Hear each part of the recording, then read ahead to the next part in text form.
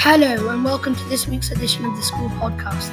We are here to talk about everything to do with mental health and well-being and what to do if you need some help. We are your hosts Mohammed and Joseph. And today we have Jack doing the research, Fidel and Jamie interviewing students, Lucy and Atayna interviewing teachers, and Sam giving you tips on what you can do to help with your mental health and well-being. I hope you find it helpful, and without further ado, let's get on with the podcast. Hi, and I'm here to talk to you about positive self-talk. If you don't know what it is, it's practically if you get something wrong in maths, you're not like, "Oh, I'm so stupid, why didn't I get it?" You say something more like, "Oh, I get it now," and you learn from your mistakes.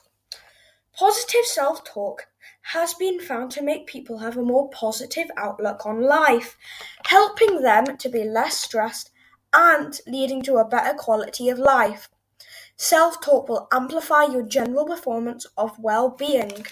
Self-talk may have mental skills that allow us to solve problems. It has other benefits like increased vitality, greater life satisfaction, better heart health, better physical well-being. Thanks for listening, and I hope this has helped. Bye! Thank you to Jack for his research on positive self-talk. Next up we have Fidel, who's been asking students around GCMS what they do to make sure they have good mental health. Hello, my name is Fidel.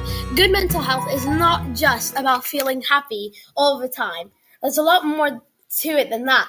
Good mental health is also about being able to learn, being able to express and manage a range of positive and negative emotions, being able to form and maintain good relationships with others, being able to cope and manage and change uncertainty. Good mental health means different things to different people, and we've been asking students around GCMS what they do to look after their mental health and well-being.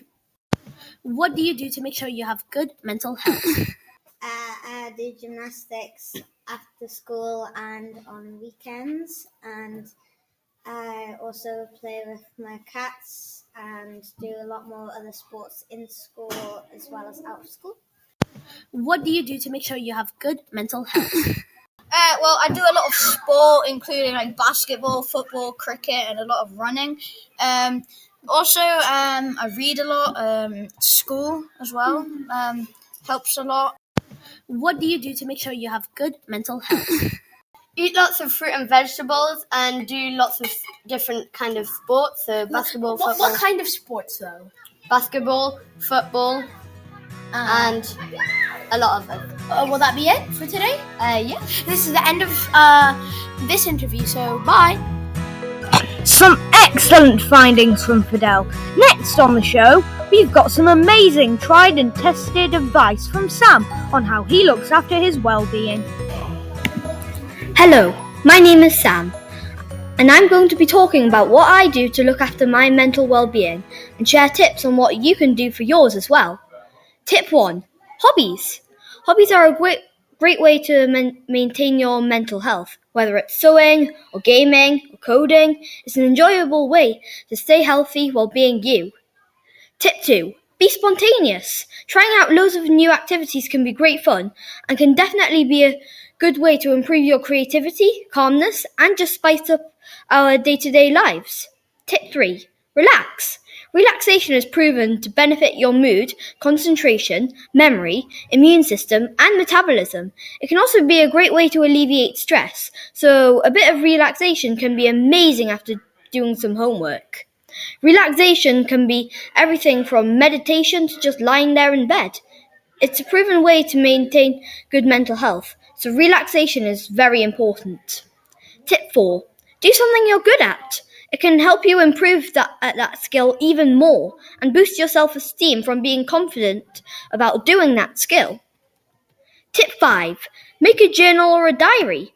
Writing down all your thoughts and feelings in a journal can be really beneficial and help manage anxiety, reduce stress, help you prioritize problems or worries, and can help you see your progress in your growth and development, which can improve happiness and improve organization skills. In a nutshell, doing a variety of activities is key to good mental health. That's all from me. Bye! Thank you to Sam for sharing his well-being tips. Finally, we have Atana and Lucy interviewing Mr. Williams to find out what he does to look after his mental health and talking about what you should do if you need some help. Over to you guys. Thank you very much to Mohammed. We have a few questions to ask Mr. Williams about well-being and mental health. What would you do to look after your well-being and mental health, and how could you improve it? Oh, good question. So a couple of things that I currently do to look after my well-being and mental health. I really enjoy running, so I try and run 3 to 4 times a week. I find that if I run, I burn off all my extra adrenaline, and then that adrenaline that I burn off then doesn't go to me feeling anxious or worried about things. So I feel as long as I do plenty of exercise, I'll avoid feeling anxious throughout the week. I think to improve, I could probably run a little bit faster maybe. I really like training for races, so I think my next step is to probably do a marathon. I've done a half marathon, but I think my next step should be a quite vigorous training routine for a marathon. Then I'll burn all of that adrenaline and I'll have something to work towards. What activities would you recommend to someone who wanted to improve their well-being? Just something that you really, really enjoy, okay? So that could be spending time with friends, it could be drawing, it could be reading, it could be going for a run. Just that thing that you really enjoy and you feel relaxed and happy doing. Like I suggested, it could be something to burn off that adrenaline so it doesn't go towards feeling anxious, but it could be something slightly more mindful, something like gardening as well. Just something to focus your mind on and to take your mind off other things. What should you do if you needed some help? Right, I think the most important thing you should do if you are finding that you are feeling angry or anxious or upset all the time, if you're finding you're feeling like this all the time, you should talk to someone. And that person should be someone that you trust. That could be a parent or a guardian. It could be a teacher. It could be a friend. But the most important thing is to talk about your feelings. Okay.